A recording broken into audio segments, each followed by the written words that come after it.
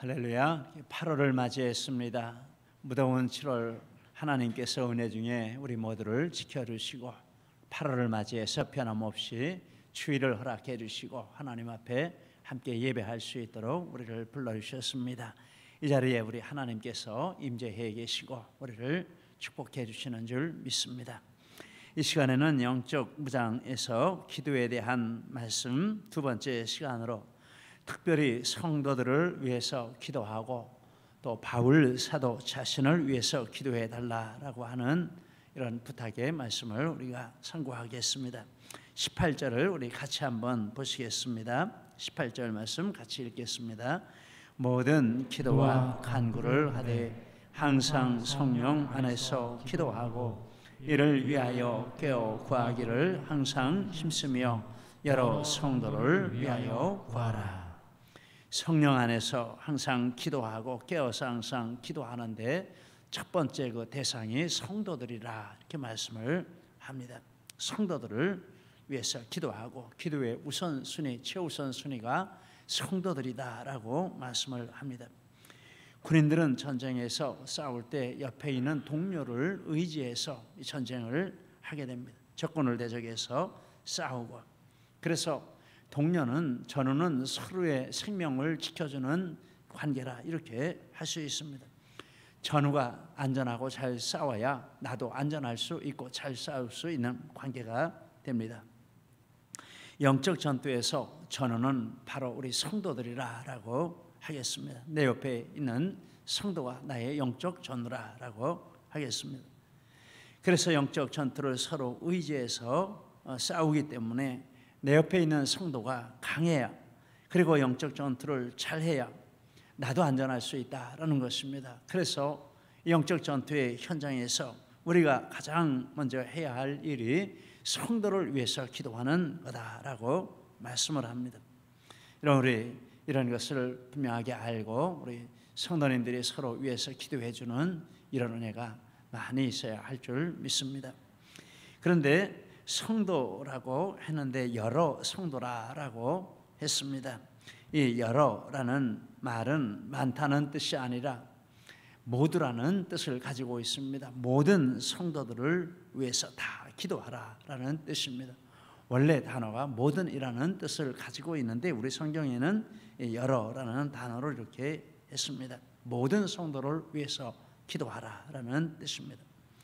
모든 성도가 누구일까? 두 가지로 생각을 해보았는데, 한 가지는 지리적으로 볼 때 세계 모든 지역의 성도를 위해서 기도하라. 우리 기독교는 전 세계를 품는 것이 우리 기독교인 것입니다. 그래서 리빙 바이블은 이렇게 말합니다. 18절 말씀은 모든 곳에 모든 성도들을 위해서 기도해야 합니다. 자, 우리는 나만 하고 내 식구만 하고 이런 게 기독교가 아닙니다.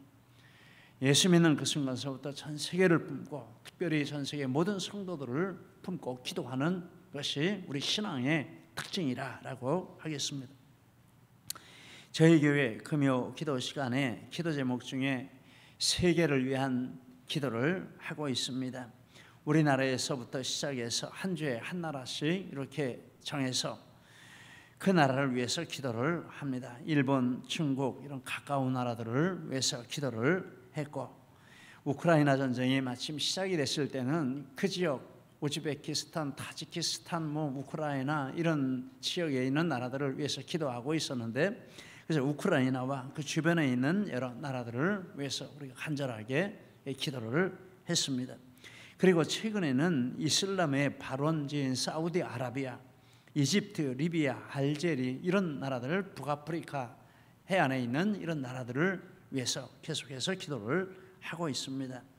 그런데 이런 최근에 기도 제목들을 이렇게 준비하면서 새로운 사실을 알게 됐는데, 이집트, 리비아, 알제리 같은 나라들은 주후 7세기까지 600년대 중반까지는 기독교 국가라고 할 정도로 교세가 강한 이런 지역이었습니다.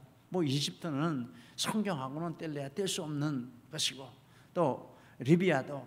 그런데 이런 나라들이 우리나라보다 남북을 합친 것보다 10배 내외의 큰 땅덩어리를 가지고 있으며 대국들이죠. 인구도 많습니다.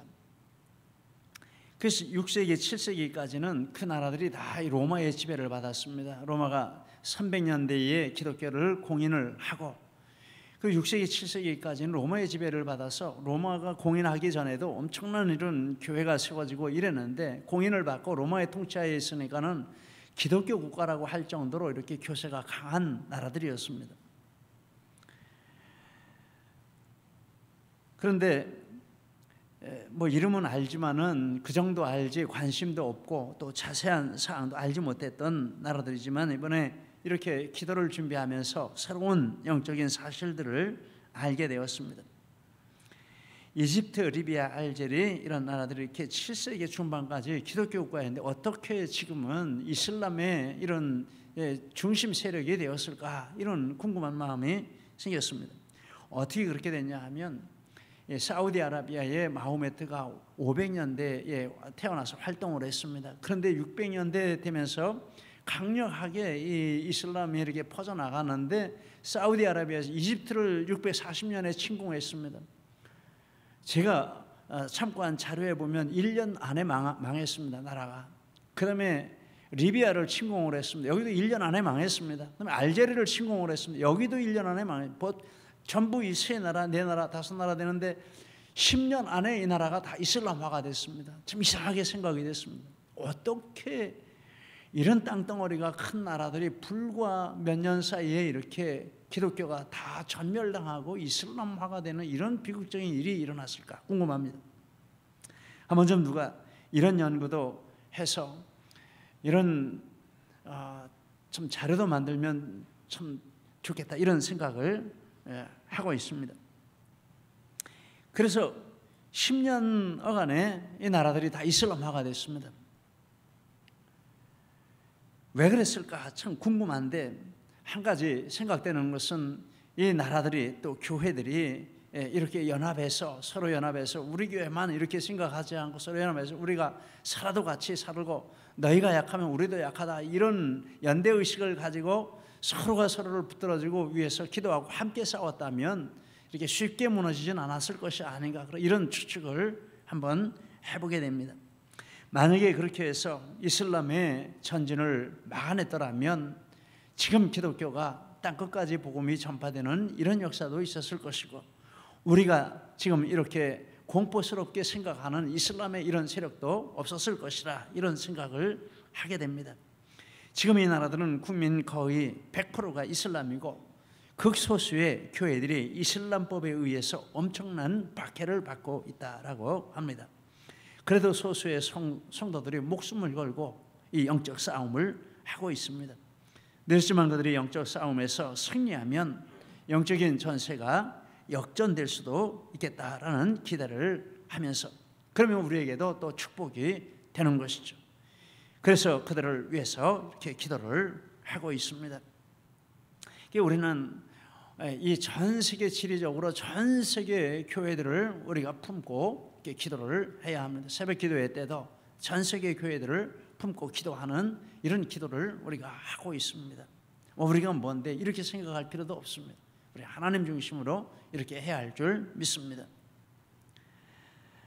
그래서 우리 교회는 이와 같이 전 세계를 품고, 어떤 나라에 이런 교회에 대한 소식이 들리고 또 성도들에 대한 소식이 들릴 때 바로 내 옆에서 일어난 것이라는 이런 생각을 가지고 하나님 앞에 간절하게 지리를 초월해서 기도하는 교회가 되도록 힘써야 할 줄 믿습니다. 두 번째, 관계적으로는 대적의 편이 아닌 모든 교회와 성도들을 위해서 기도하는 것이라, 이 모든 성도들을 위해서 기도하라라는 두 번째 뜻이 되겠습니다. 로마 교회는 오순절에 예루살렘에 왔다가 베드로의 설교를 듣고 회심한 평신도들이 귀국해서 개척한 교회입니다. 전 세계에서 최고의 교회가 로마에 있는데 바로 베드로 성당입니다. 바티칸의 중심입니다. 그런데 로마 교회가 이렇게 베드로와 관련이 있기 때문에 그 성당을 베드로 성당이라 이렇게 지었습니다. 바울 성당이 아닙니다. 그런데 성경을 쭉 읽어보면 이 바울과 로마 교회는 전혀 무관한 상태에 있었습니다. 그런데 바울 사도가 로마 교회에 대한 소식을 듣고 로마 교회를 위해서 끊임없이 기도했다라고 말씀을 합니다. 로마서 1장 9절에 말씀합니다. 내가 그의 아들의 복음 안에서 내 심령으로 섬기는 하나님이 나의 증인이 되시거니와 항상 내 기도에 쉬지 않고 너희를 말하며. 베드로가 쓰였으니 베드로가 기도하겠지 이렇게 할 수도 있는데 그러지 않았습니다.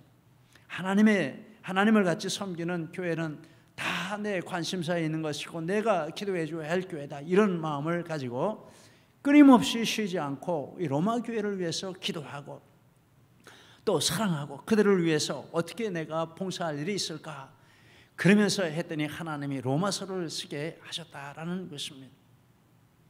고린도 교회는 바울 사도가 1년 반을 머물며 심혈을 기울여 개척했지만 배반을 했습니다. 다른 복음을 따라가려고 하고 바울이 사도가 아니라고 하고 바울을 배척을 하고 바울이 찾아가는데 교회에 들어오지도 못하게 했습니다. 세상에 이런 배은망덕한 일이 어디에 있습니까? 우리 그러면 어떻게 하겠습니까? 정말 내가 다시는 너네들을 찾아오나 봐라, 다시는 내가 너희들 얼굴도 안 본다, 이렇게 할 것입니다. 그런데 바울 사도는 그렇게 하지 않고 포기하지 않고 계속해서 기도해주고 관심을 기울여주고 사랑해주고 이런 일을 했다라는 것입니다. 왜냐하면 그들도 하나님의 자녀들이기 때문인 것입니다. 예수 믿는 것이 분명하다면 가깝거나 멀거나 내교인이거나 아니거나 교단이 같거나 다르거나 상관없이 우리는 그들을 위해서 영적인 아군이기 때문에 그들을 위해서 기도해야 할 책임이 있는 줄 믿습니다. 그래서 우리가 누구를 위해서 기도해 줄 때 집사님, 내가 집사님 위해서 기도해 얼마나 나하고 가까운데 내가 기도 안 해드려, 이렇게 해도 그것도 좋은 것이지만 그러나 나하고 거리가 멀고 소원한 사이라 할지라도 우리는 하나님 앞에 그를 품고 기도해야 한다라는 것입니다. 다른 교회를 위해서도 우리는 기도하고 다른 교단을 위해서도 기도하고 예수 믿는 것이 분명하면 하나님 중심으로 그들과 하나님과의 관계가 분명하면 나와의 관계에 상관이 없이 하나님 앞에 그를 위해서 기도하고 그들을 위해서 기도하는 것 하나님이 기뻐하시는 것이고 영적인 전쟁에 승리하는 중요한 요소라는 것입니다. 그런데 그들을 성도들을 위해서 기도하는데 이 위하여라고 말씀이 나와 있습니다. 위하여라는 것은 어떤 내용을 담아서라는 뜻이 되겠죠. 성도들을 위해서 기도한다라고 할 때 그들을 대상으로 해서 어떤 내용을 기도한다라는 뜻이 되는 것입니다. 바울 사도는 크게 두 가지 내용을 가지고 기도했습니다. 첫째, 성도들의 약한 부분을 품고 기도했습니다. 고린도후서 11장 28절에 날마다 내 속에 눌리는 일이 있으니 곧 모든 교회를 위하여 염려하는 것이라. 누가 약하면 내가 약하지 아니하면 누가 실족하게 되면 내가 애타하지 않더냐. 즉 바울 사도가 고린도 성도들의 이런 연약한 부분들을 품고 하나님 앞에 그들보다 더 애타하면서 그들보다 더 초조해하면서 하나님 앞에 이렇게 기도하고 있다라는 것입니다. 그러면서 서로가 짐을 지라라고 했습니다. 갈라디아 6장 2절에 너희가 짐을 서로 지라. 그리하면 그리스도의 법을 성취하리라. 우리가 다 완전한 존재가 아니지 않습니까? 그래서 서로 이렇게 공동체 생활을 하다 보면 내 마음에 맞기도 하고 안 맞는 것도 있습니다. 서로 투닥거릴 때도 있습니다. 그런데 완전히 그렇다고 등을 지면 어떻게 되겠습니까? 그것은 아닌 것입니다. 그리고 어떤 지체에 약한 것이나 모자라는 것이나 흠을 알 때 그것을 가지고 퍼뜨리고 공격하고 또 이렇게 그를 깎아내리는 재료로 삼는다면 사단에게 쓰이는 것입니다. 우리는 그런 것을 알 때 하나님이 저 지체의 약한 부분을 나에게 기도하라고 알게 하셨구나라고 하고 마음에 품고 계속해서 그를 위해서 기도해 주는 게 이게 맞는 자세인 줄 믿습니다. 하나님께서 그 기도를 사용해 주실 줄 믿습니다. 기뻐하실 줄 믿습니다.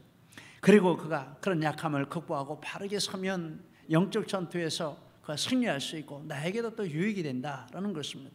전우가 약하면 나에게도 문제가 되는 것입니다. 또 바울 사도는 성도들로 영적 세계의 축복들을 알고 누리는 것을 목표로 기도를 했습니다. 에베소 1장 17절 이하를 같이 읽겠습니다.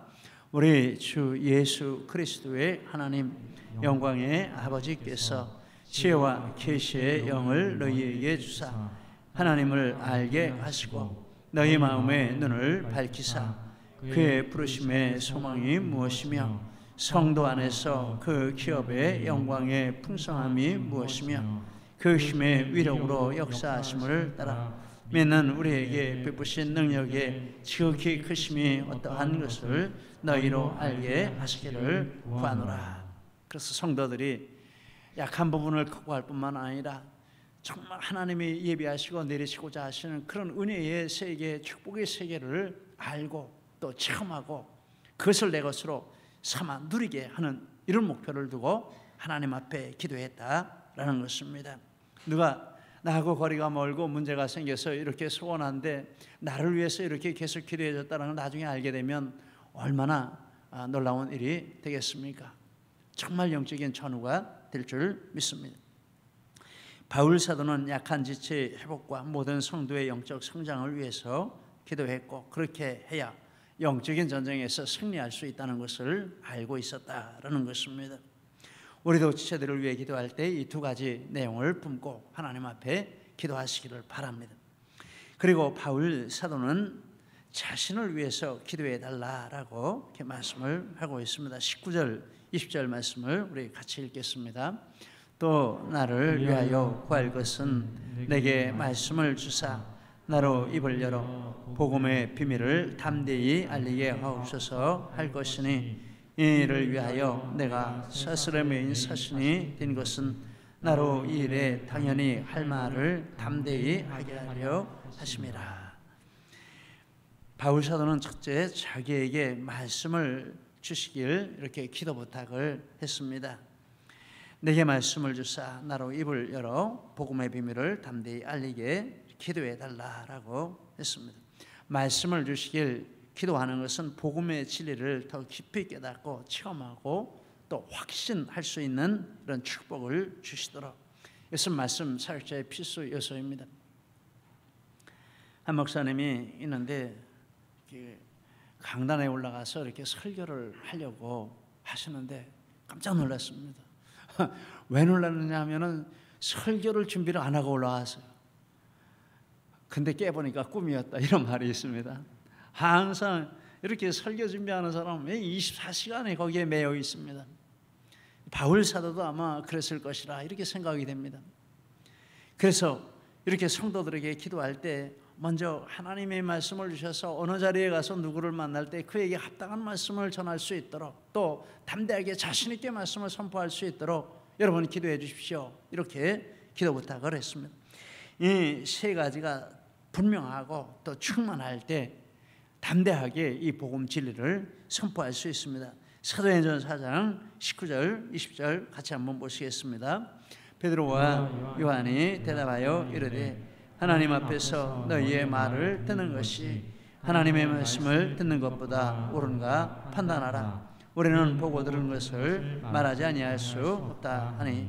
얼마나 담대합니까? 왜 그렇습니까? 보고 들어서 우리는 증인이 됐다라는 것은 너무 마음에 뜨겁습니다. 이것을 분명하게 전할 수밖에 없는 이런 확신이 마음 가운데 있다라는 것입니다. 사도행전 5장 30절에 32절도 같이 읽겠습니다. 너희가 나무에 달아 죽인 예수를 우리 조상의 하나님이 살리시고 이스라엘에게 회개함과 죄 사함을 주시려고 그를 오른손으로 높이사 임금과 구주로 삼으셨느니라. 우리는 이 일의 증인이요 하나님이 자기에게 순종하는 사람들에게 주신 성령도 그러하니라. 예수 그리스도의 십자가와 부활과 승천과 그로 말미암은 죄사함과 이 진리가 너무나도 분명합니다. 목숨은 내놓을지언정 이 진리를 타협하지 않겠다, 이런 확신이 그들 마음 가운데 있습니다. 그러니까 대놓고 이렇게 우리는 증인이라 하고 그것을 전할 수 있는 것입니다. 이런 확신이 마음에 불탄다면 정말 담대하게 복음을 우리가 전할 수 있을 것입니다. 사도행전 18장 5절도 같이 있습니다. 바울이 하나님의 말씀에 붙잡혀 유대인에게 예수는 그리스도라 밝히 증언하니. 대적하는 자들에게 말씀에 붙잡혀서 말씀 막 그를 끌고 가는 이런 체험을 하는 것입니다. 얼마나 이 점에서 볼 때 바울 사도, 베드로 사도 이런 분들은 행복한 분들이었나, 이런 생각을 하게 됩니다. 그런데 그런 것들이 더 충만할 수 있도록 기도해 달라라고 부탁을 합니다.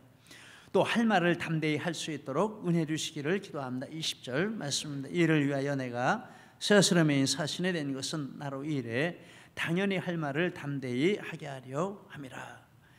이렇게 말씀에 확신은 있지만 환경의 어려움이 늘 바울 사도에게 있었습니다. 그래서 바울 사도도 낙심되고 두려워 떨 때가 많이 있었다라는 것입니다. 고린도후서 7장 5절 6절 이런 말씀이 있습니다. 사방으로 환난을 당하여 밖으로는 다투며 안으로는 두려움이었노라. 그러나 낙심한 자들을 위로하시는 하나님이 디도가 오므로 우리를 위로하셨으니 하고 했습니다. 바울 사도에게 끊임없이 환경의 문제가 있었습니다. 그래서 이렇게 두렵고 떨고 이런 것이 있었습니다. 사도행전 18장 9절에 이런 말씀이 있습니다. 밤에 주께서 환상 가운데 바울에게 말씀하시되 두려워하지 말며 침묵하지 말고 말하라. 내가 너와 함께 있으며 어떤 사람도 너를 대적하여 해롭게 할 자가 없을 것이니 이는 이 성중에 내 백성이 많음이라 하시더라. 1년 6개월을 머물며 그들 가운데 하나님의 말씀을 가르치더라. 이 환상을 받기 전에 바울 사도가 고린도에 머물면서 너무 두렵고 떨었다라고 사도행전에 보면 이런 고백을 하고 있습니다. 인간적으로 생각할 때 이거는 살 수 없는 이런 환경을 만나는 경우가 많았습니다. 그래서 말씀을 전해야 하지만 너무나도 두려움에 사로잡혀서 말씀도 제대로 전하기 어려운 이런 환경도 많았습니다. 바울 사도는 지금 세스름에요 감옥에 있는데 그 환경에서 담대히 복음을 전할 수 있도록 기도 부탁을 하고 있는 것입니다. 이와 같은 환경에 있지만 하나님이 주신 이 말씀을 이 감옥에서 만나는 사람들에게 담대히 전할 수 있도록 여러분 기도해 주시기를 바랍니다. 그래서 이와 같은 기도 부탁을 받은 성도들이 그를 위해서 기도함으로 바울 사도가 감옥에서도 담대하게 복음을 전하여 그런 환경을 극복하고 복음을 전하여 많은 영혼 구원의 열매를 맺었습니다. 빌립보서 1장 12절 13절 우리 같이 읽겠습니다. 형제들아 내가 당한 일이 도리어 복음 전파에 진전이 된 줄을 너희가 알기를 원하노라. 이러므로 나의 매임이 그리스도 안에서 모든 시일의 안과 그 밖에 모든 사람에게 나타났으니. 아마 빌립보 성도들이 바울 사도가 이런 고난을 당하고 있다라는 것을 알고 열심히 기도했다. 빌립보서를 보면 그런 짐작을 할 수 있습니다.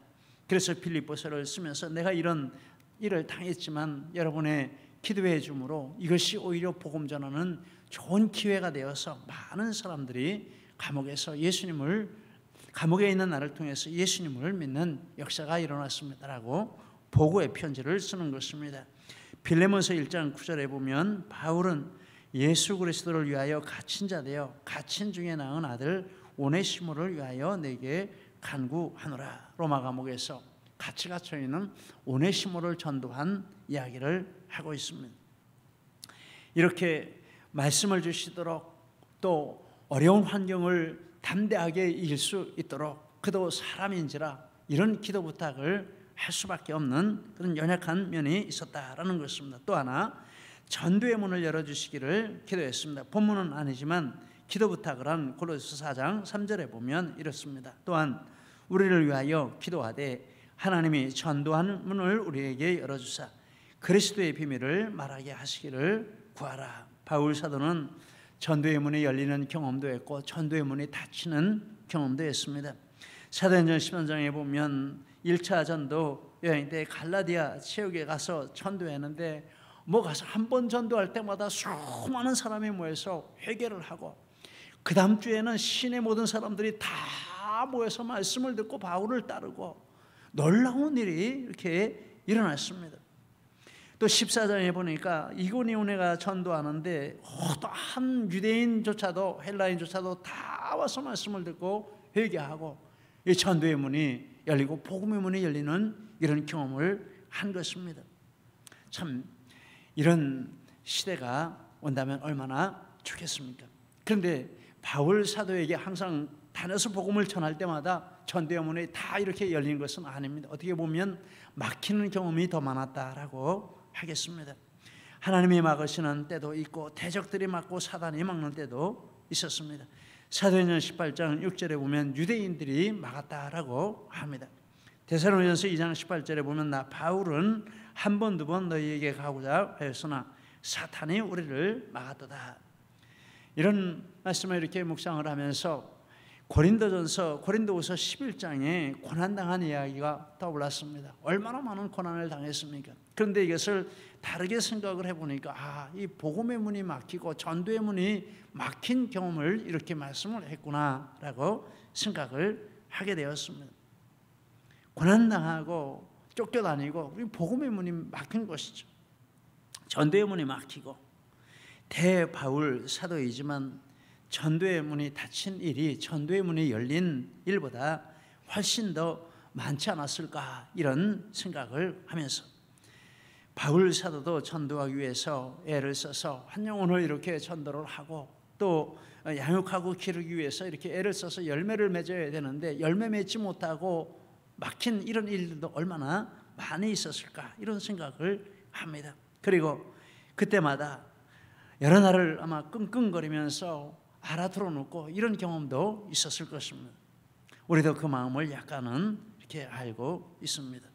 그래서 바울 사도는 전도의 문이 열린 경험도 있었고 전도의 문이 닫힌 경험이 더 많이 있어서 이게 내게 능력이 있어서 되는 것이 아니라 하나님이 전도의 문을 열어주셔야 이 전도의 문이 열리고 심령이 열린다. 이런 절박한 마음, 간절한 마음을 가지고 성도들에게 기도 부탁을 한 것입니다. 여러분 기도해 주십시오. 전도의 문이 열리도록 기도해 주십시오.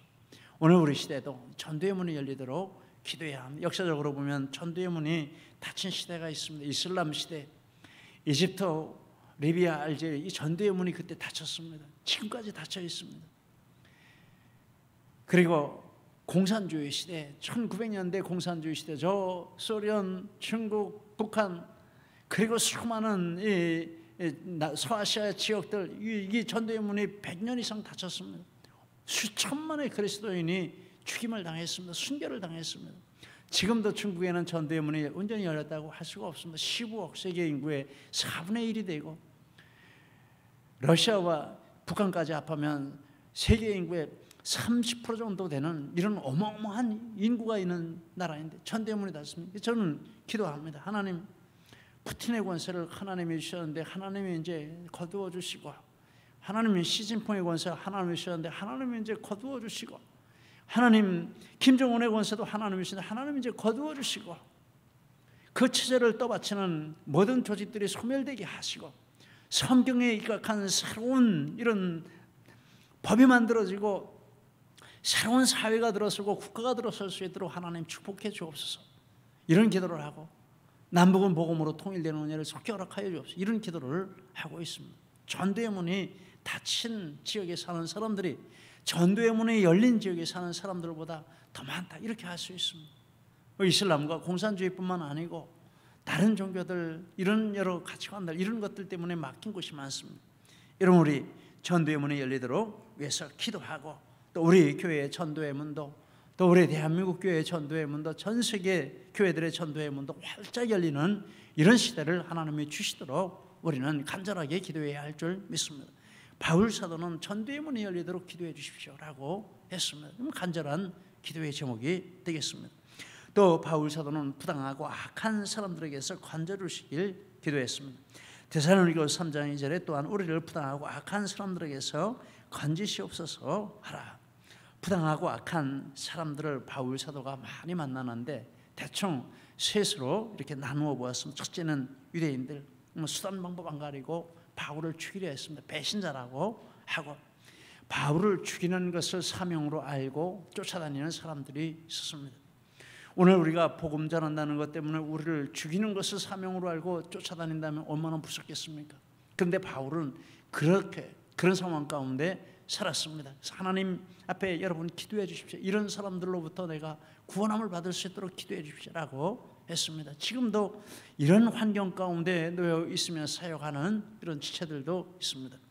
우리 예산 선교사님이 몇 주 전에 오셨는데 나이지리아에 사역하면서 하셨는데 그런데 거기 이슬람 호련입니다. 그러니까 길을 가는데 갔다가 오는 동안 계속 긴장한다는 거죠. 길에서 너무 치안이 나빠서 어떤 사람들을 만날지 모르고 전도할 때 어떤 사람 만날지 모르기 때문에 이것이 누적이 되다 보니까 잠을 자도 깊은 잠을 잘 수 없고 숨을 쉬어도 깊은 숨을 쉴 수 없고 그 심장이 고장 나가지고 치료를 받으러 왔다. 그래서 우리 교회에 오셔서 이런 기도 제목도 나누고 그러셨습니다.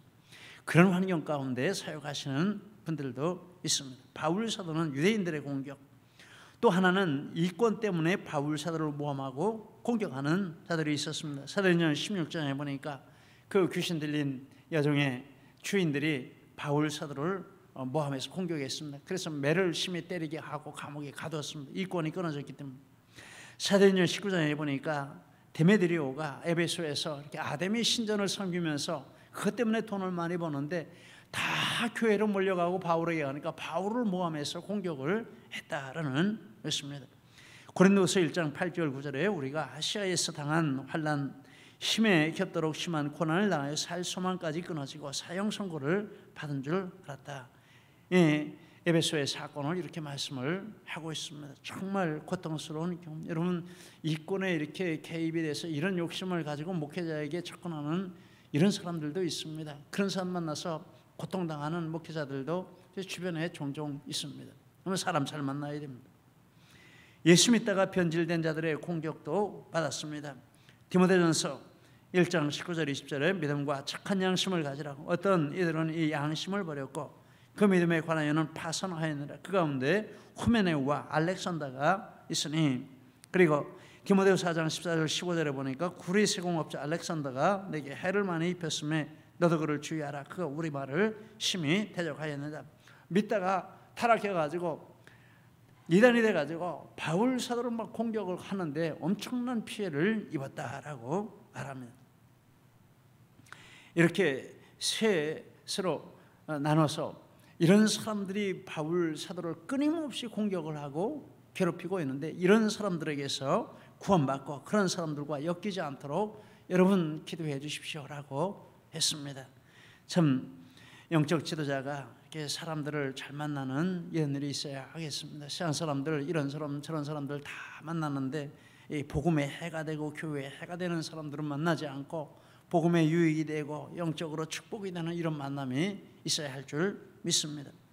만약에 바울 사도가 이와 같은 공격에 무너졌다면 어떤 일이 있겠습니까? 당대에 수천수만의 영혼들이 구원받지 못했을 것입니다.